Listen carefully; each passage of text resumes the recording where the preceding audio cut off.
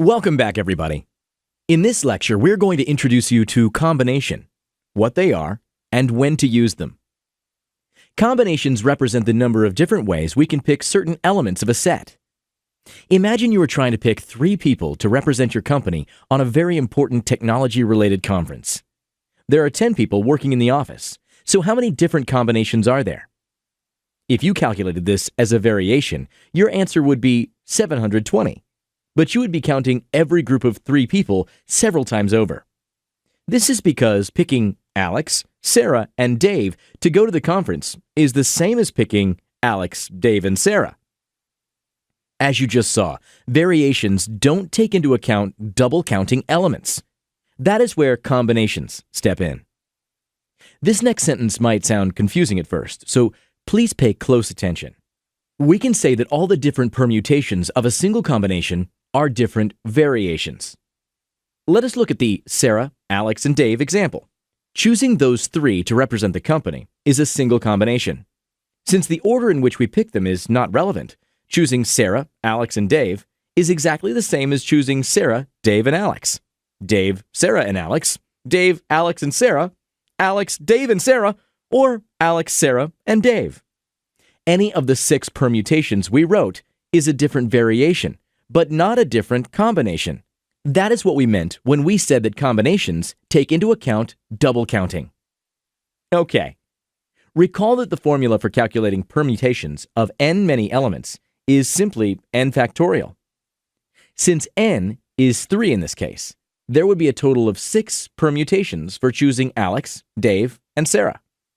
Since variations count these 6 as separate, we are going to have 6 variations for any combination. This means that we are going to end up with 6 times fewer combinations than variations.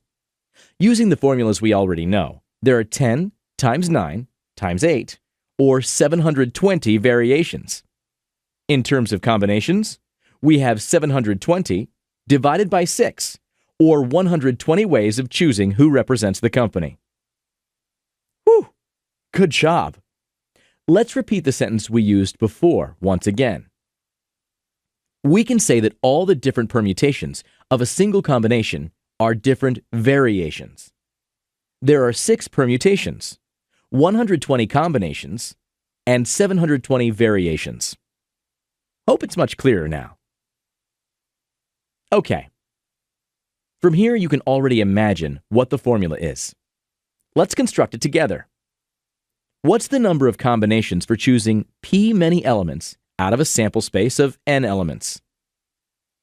As you saw in the last example, the number of combinations equals the number of variations over the number of permutations. Mathematically, we would write that as C equals V over P. If we plug in the formulas associated with variations and permutations, we get the following formula. N factorial over P factorial times n minus P factorial. Let's apply the formula to our example. The number of combinations equals 10 factorial over 3 factorial times 7 factorial. After simplifying, we get 8 times 9 times 10 over 1 times 2 times 3. This is equal to 720 over 6, which is 120. Exactly what we got earlier.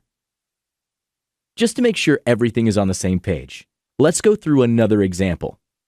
What if we had to choose 4 out of 10 people to go to the conference?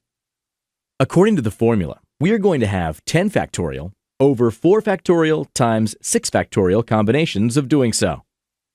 After some simplifications, this would equal 7 times 8 times 9 times 10 over 1 times 2 times 3 times 4.